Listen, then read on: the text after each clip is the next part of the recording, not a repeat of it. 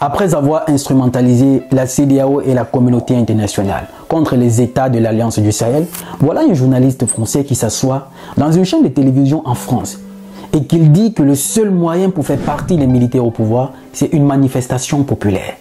Je vous laisse d'abord écouter cette vidéo. Et en réalité, c'est justement ce qu'on leur reproche. Ce mépris, cet orgueil, ce discours avec condescendance pour décider ce qui est bien pour les pays africains étant chez eux en France. Qui du français ou du malien, du burkinabé et du nigérien est mieux placé pour savoir ce qui est bien pour lui? Écoutons d'abord cet extrait. Au Sahel, où les trois pays, donc Mali, Niger, Burkina, ont annoncé qu'ils formaient l'AES et donc qu'ils claquaient la porte de la CEDEAO. Donc on a du mal à voir comment la CEDEAO peut leur tordre le bras. Non, le seul moyen qui pourrait éventuellement infléchir la position des militaires au pouvoir, que ce soit au Mali ou Burkina Faso, au Niger, ce serait une mobilisation populaire de masse, que les gens descendent dans la rue et qu'il y a vraiment un espèce de bras de fer qui s'engage dans la rue où les gens, les Maliens, les Burkinabés, les Nigériens exigent des élections ou exigent que les militaires qui sont arrivés là par la force quittent le pouvoir. Et ce n'est pas du tout le cas aujourd'hui, en tout cas sur le Mali. On présente souvent la junte comme très populaire. Est-ce qu'elle l'est encore 4 ans après ? C'est très difficile à jauger pour nous, journalistes, en particulier journalistes occidentaux français, parce qu'on ne peut plus se rendre sur le terrain. Mais on ne voit pas de manifestation en tout cas. Il n'y a pas de manifestation, il y a clairement aussi un...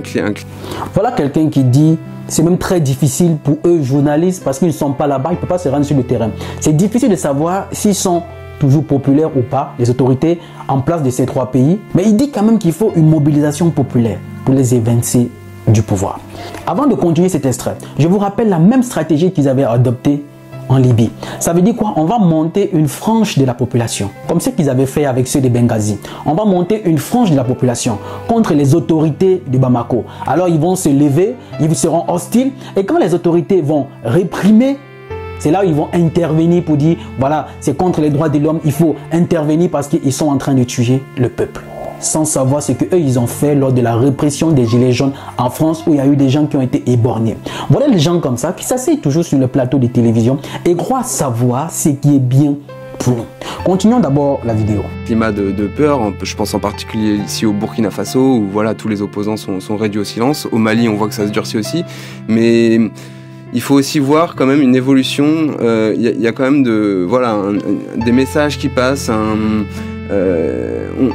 Les partis politiques, les responsables politiques, les opposants disent de plus en plus ouvertement au Mali, notamment, que ça a trop duré maintenant et qu'il est temps de faire des élections. Et ça, c'est un discours qu'on n'entendait pas, ne serait-ce qu'il y a 3 mois. Et c'est justement ça. Il y a des opposants qui lèvent la voix pour dire c'est le moment d'organiser les élections et qui, comme disait le président Ousmane Sonko, c'est voilà, le crépuscule des personnes qu'ils ont triées sur le volet, à qui ils ont déjà fait, voilà, introduit dans les loges maçonniques et qu'on leur dit vous serez le prochain président de la République. Ce sont ces gens qu'ils appellent les opposants.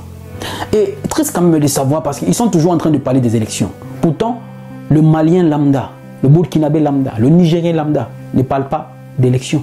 Tous ceux qui se lèvent tous les jours là pour manifester, pour soutenir les autorités de leur pays, ce ne sont pas des Maliens. Donc c'est vous qui êtes là-bas chez vous en France, sur votre plateau de télévision, vous êtes mieux placés pour savoir ce qui est bien pour les membres de ces 3 pays. Toujours parler d'élections. Mais pourtant, l'Ukraine c'est à côté d'eux. Mais depuis que ça a commencé là-bas, en aucun cas, il ne parle d'élection. Voilà les gens qu'on nous présente toujours comme étant des démocrates, des modèles, des donneurs de leçons. Mais de qui se moque-t-on? Aujourd'hui, avec Internet, on n'a plus besoin de s'asseoir derrière une télévision pour écouter ce qu'eux décidaient de nous montrer. Nous, aujourd'hui, nous sommes une nouvelle génération consciente, décomplexée. Nous-mêmes, nous allons à la recherche de l'information. Nous étudions et nous faisons le tri pour prendre ce qui est bien et adapté pour nous et savoir ce qui est faux. Et voilà quelqu'un qui n'est pas africain, qui n'est pas malien, qui n'est pas burkinabé, qui n'est pas nigérien, mais qui s'assoit dans leur chaîne de télévision là-bas pour dire que le seul moyen de faire partie de ces autorités du pays, c'est le soulèvement populaire. Ils sont prêts à tout. Dans leur intérêt égoïste, ils sont prêts à tout.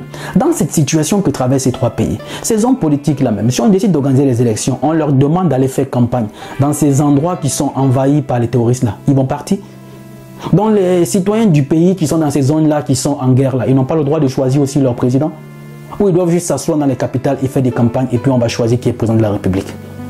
Ils n'ont toujours pas compris que les anciens réflexes, c'est terminé. Ces petits jeux de soulever une frange de population contre l'État, dès que l'État intervient, on se sert de ça pour dire ok, on va vous déloger et tout, ça ne passera plus. Ça ne passera plus. Qu'ils le veulent ou pas, ils vont nous respecter. Et c'est les Maliens, les Burkinabés, les Nigériens qui savent ce qui est bien pour eux. Ce n'est pas à eux de s'asseoir dans le plateau de télévision et décider ce qui est bien pour les Africains. L'Afrique de papa qu'ils pensaient là, c'est terminé. Et puis je ne sais pas qui leur avait dit que l'Afrique était leur héritage, qu'ils pouvaient s'asseoir chez eux et décider avec arrogance, mépris et condescendance ce qui est bien pour nous. Et c'est justement ce qu'on leur reproche. La rupture avec ces gens-là n'a jamais été aussi proche que maintenant. Mais ils n'arrivent toujours pas à comprendre. Ils n'arrivent toujours pas à apprendre de leur politique catastrophique qu'ils ont toujours menée en Afrique. La famille, dites-moi ce que vous en pensez en commentaire. Je me ferai aussi le plaisir de vous lire. Mais surtout, mettez le maximum de pouces bleus parce que depuis 2 mois déjà, ils ont restreint nos pages parce que le discours que nous passons dérange. Alors, maximum de partage et de like surtout. Je suis Roland Campbell, ton frère. Il n'est jamais trop tard pour arracher sa liberté. Parce que le rêve n'a pas de date d'expiration.